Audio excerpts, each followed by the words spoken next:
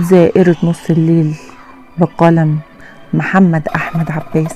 كانوا دايما بيحذروني إني أفتح الباب لحد بعد نص الليل مهما كان، وكنت بتريق عليهم لغاية لما حصل تجربة ليا مع زائر نص الليل. أنا اسمي وليد، عندي 23 سنة، لسه متخرج من سنة من كلية حقوق. طبعا الشغل بيتطلب وقت، ما سبتش مكتب محاماة إلا لما قدمت فيه، وكان ردهم سيب رقمك واحنا هنكلمك. وهو بقالي سنة ومحدش كلمني. أنا اشتغلت في سوبر ماركت جنب البيت، ما أنا مش هفضل قاعد مستني.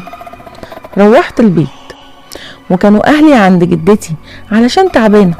حضرت الأكل وقلت أقعد أقرأ عن أي حاجة لغاية لما يرجعوا، ولكن أمي اتصلت بيا وقالت أنا هقعد مع جدتك علشان تعبانة وباباك هيبات في الشغل، اقفل على نفسك كويس. قفلت معاها لما اطمنت إن جدتي بقت كويسة لما جابولها الدكتور. قعدت وفتحت النت، لكن سمعت صوت خبط على باب الشقة. بصيت في الساعة لقيتها الساعة 1 بعد نص الليل. مش أمي قالت إنها هتبات عند جدتي وبابا هيبات في الشغل؟ يا ترى مين اللي بيخبط؟ ده كان كلامي مع نفسي. قمت وبصيت من العين السحرية، لقيتها واحدة ست. فتحت الباب وقلت لها خير يا فندم؟ قالت له أنا كنت جاية لمامتك، أنا صاحبتها. قلت لها بس هي مش موجودة، هي عند جدتي علشان تعبانة. لقيت عينيها وسعت وسألت برضو طيب فين والدك؟ قلت لها في الشغل، هو في حاجة؟ قلت لحضرتك مفيش حد موجود، ممكن تجيلها بكرة. قالت لي طب ممكن كوباية مية وارتاح بس من المشوار شوية. أنا بغبائي قلت لها اتفضلي.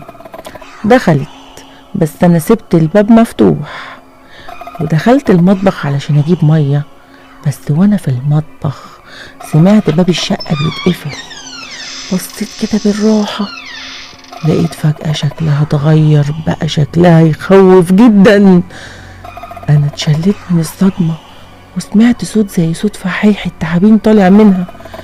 أنا مشيت بالراحة ودخلت أوضتي لأن الأوضة جنب المطبخ، وهي فضلت تنادي عليا يا وليد يا وليد تعالى ما تخافش، وصوتها لوحده كان يخوف أصلا.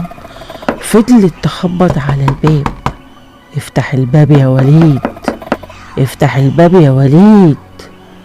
أنا قلت لها سيبيني في حالي، عاوزة ايه؟ قالت ما تخافش، هاخدك معايا المكان هتحبه، افتح بقى الباب. قلت لها مش فاتح. فضلت تصوت وتزعق وتخبط على الباب وانا هموت من الخوف. اتصلت بامي وابويا، محدش فيهم بيرد، وصوت الخبط كمان سكت. مش عارف اعمل ايه، اروح افتح الباب ولا افضل مكاني؟ قمت وفتحت الباب بالراحة، لقيتها في وشي. انا وقعت على الارض من الصدمة. قالت لي مش هتخليني ادخل؟ قلت لها لا لا. فضلت تعيط، قالت ما تخافش مش هعمل لك حاجة، وضحكت وتعيط يا ابني اسمع الكلام يا ابني ما تتعبنيش وفضلت تزعق وبتقول خليني ادخل خليني ادخل. رزعت الباب في وشها وفضلت في الأوضة لغاية لما أذان الفجر أذن. فتحت الباب ما لقيتهاش، طلعت بره الأوضة ولفيت الشقة كلها ما لقيتهاش. قلت الحمد لله، وفضلت صاحي لغاية الصبح. ولقيت بابا بيدخل الشقة، وعرفت بعد كده ان دول بيدخلوا لما احنا بنخليهم يخشوا ونسمح لهم بالدخول. والقصة دي لغاية دلوقتي محدش يعرف عنها حاجة، وحرمت افتح الباب لحد تاني بعد الساعة 12 بالليل، حتى لو كان اللي بيخبط ده حد من اهلي.